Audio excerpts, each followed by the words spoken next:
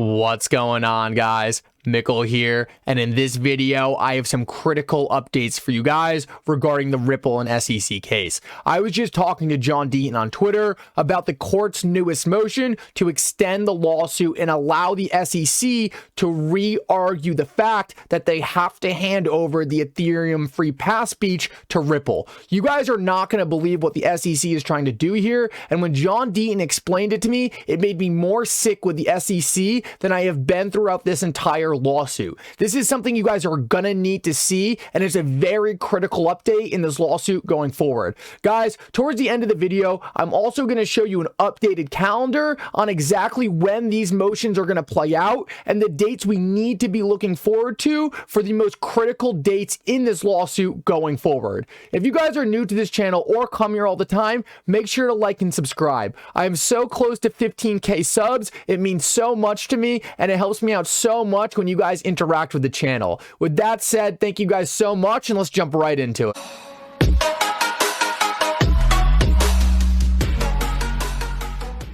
Alrighty guys, well, as many of you know, one of the most important issues going on in the Ripple SEC case right now is whether or not the court will consider William Hinman's free pass speech for Ethereum his personal opinion or SEC guided. The massive problem for the SEC right now is all the evidence points to the fact that this speech was in fact SEC guided, yet despite this, the SEC continues to argue to the court that the entire free pass speech was only William Hinman's personal opinion, despite the fact that evidence all over their own website points to the fact that it was in fact SEC guided.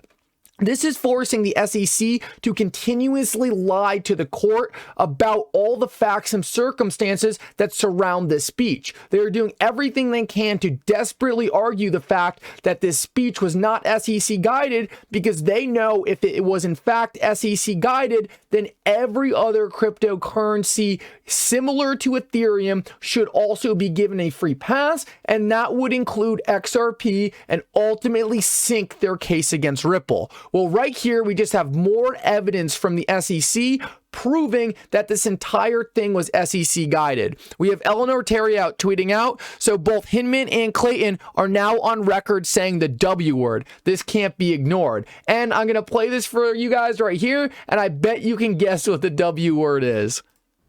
Bill Hinman recently outlined the approach we take to evaluate whether a digital asset is a security, and I encourage you to take a look at Bill's speech, which is available on our website. So, for those of you who just are listening to that, that was the head of the SEC. Does that sound like he was encouraging you to go take a look at just some random guy's personal opinion? No, of course not. He directly says we encourage market participants. We encourage market participants, we meaning me, Bill Hinman, and other members of the SEC, we encourage market participants to look at the speech to determine whether your asset is a security or not. This is blatantly not Bill Hinman's personal opinion and is very clearly SEC guided. It does not get more obvious than this, and the SEC was hoping they could simply ignore all this past evidence, blow it off, and go through this case hoping no one would dig this stuff up. It's absolutely embarrassing that this is coming up, and the SEC is simply trying to pretend like it didn't happen.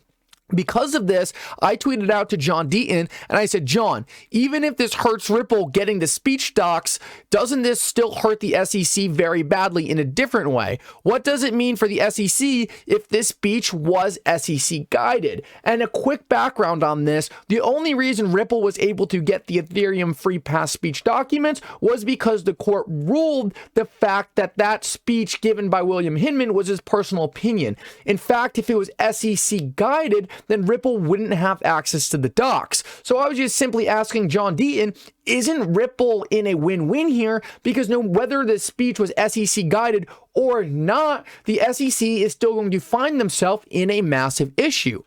Put another way, I said the SEC is running out of places to turn. Either the Ethereum free pass speech was a personal opinion and Ripple gets the docs, or if the SEC guide, or if it was SEC guided, and they're going to have to create a distinction between XRP and ETH. The SEC is now stalling its inevitable demise. And this is what I thought was happening. I thought the SEC was desperately trying to go back to saying that the speech was SEC guided during this most recent DPP extension so that they could prevent handing over the Ethereum docs to Ripple. I thought this was their biggest concern, but John Deaton responded with something that I could not believe and shows how disgusting of an agency the SEC really is. John Deaton tweeted out, "The SEC's motion for reconsideration has caused enormous confusion. The SEC is still claiming that Hinman's speech was his personal opinion.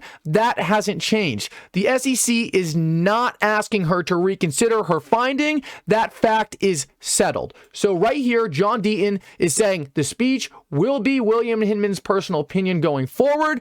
And in fact, that is not what the SEC is trying to argue by extending DPP. What he's saying is the SEC is arguing that although it was William Hinman's personal opinion, he received input or guidance from the SEC staff, and because of that, it is all protected by DPP. The SEC argues the law protects this internal communication, even though it didn't result in the SEC's decision. What the SEC is trying to do here is slowly try to narrow themselves between both arguments and get everything to work out in their favor. They're trying to say, even though it was William Hinman's personal opinion, we still shouldn't have to hand over these documents because we're the SEC and we can do whatever we want pretty much. This is absolutely disgusting. The SEC is trying to play both sides of the argument, even though they blatantly contradict each other. It's either William Hinman's personal opinion or it's not. It's either Ripple gets the documents or they don't. It cannot be one or the other. It cannot be both. It cannot be William Hinman's personal opinion and it being his personal opinion, Ripple also doesn't get the docs. That is not how this works. If it's William Hinman's personal opinion, Ripple gets the docs. If it's not, Ripple doesn't get the docs. But what the SEC is desperately trying to avoid right here is this scenario right here that I laid out. The SEC realizes that it isn't a lose-lose. Either Hinman's speech was his personal opinion and Ripple gets the docs relating to that speech. The problem here for the SEC is they don't want to give over the speech because they know it is littered with blatant corruption with all the different Ethereum parties that the speech was handed out to beforehand. If it was SEC guided though, they are also in another horrible position because they are going to have to create a distinction between XRP and Ethereum, which they have already failed to do. The SEC tried to say Ethereum had utility and XRP didn't, and the court instantly shut this down. We also know, based on facts, that XRP is more decentralized than Ethereum, so this is a case the SEC will not be able to make. Therefore, what's the SEC trying to do? Create their own rules in which they can say it was his personal opinion and they don't have to hand over the docs. This is embarrassing, and I cannot believe the SEC is attempting to get away with this. And we know this entire thing is a hoax either way, because it could not be more obvious to us that this entire speech was SEC guided, and the only reason the court hasn't picked this up is because the SEC has been desperately lying to them about the scenario. Right here, we see Stephen Hubert also pointing out on top of Eleanor's previous tweet, here are some other documents he found. Former SEC chairman referring to Hinman as an official position. Current SEC chairman referring to Hinman as official position. The SEC itself referring in its lawsuit to Hinman as official position. The SEC lying and deliberately harming investors while saying that the speech was Hinman's opinion. This is everywhere. It's all over the SEC docs. The SEC is desperately trying to avoid this because they know if they have to create a distinction between ETH and XRP, their case is over. There's nothing they can argue, and not only that, but they would be unable to create a distinction for a lot of different cryptocurrencies in the market. This would be a massive problem for the SEC, and therefore their choice is to blatantly lie rather than to admit this entire time they've been wrong. Another crazy thing going on right now is the SEC, in attempt to cover their tracks, is now going around deleting different documents from the past. Like I pointed out earlier in this video, us in the XRP community have been digging up evidence the SEC had never thought we would find. Well, here's an example of them trying to cover up their tracks because they know we are on top of them. They feel the pressure. Right here, we can see that one of the lectures from Gary Gensler's previous MIT teaching class was taken down, and in this lecture, he supposedly says that most cryptocurrencies are not securities. Do you see what's happening here? The SEC went into this lawsuit hoping they could take power over the crypto industry, and in the meanwhile, no one would question them. They could sit back, completely ignore everything they said in the past, and just go ahead and try to regulate this entire industry like it's theirs.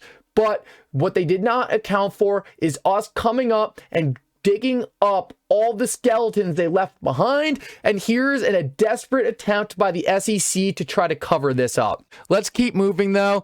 And so I tweeted out, so if the XRPL project becomes larger than Ripple, does in the views of the SEC, XRP transform into a security of said project rather than Ripple? I thought it was all clear. And what I'm pointing out here is just how absurd the SEC's argument is that XRP could possibly be a security of Ripple. So if I created a project on the XRPL, very unrealistic, but let's just say my project became bigger than Ripple.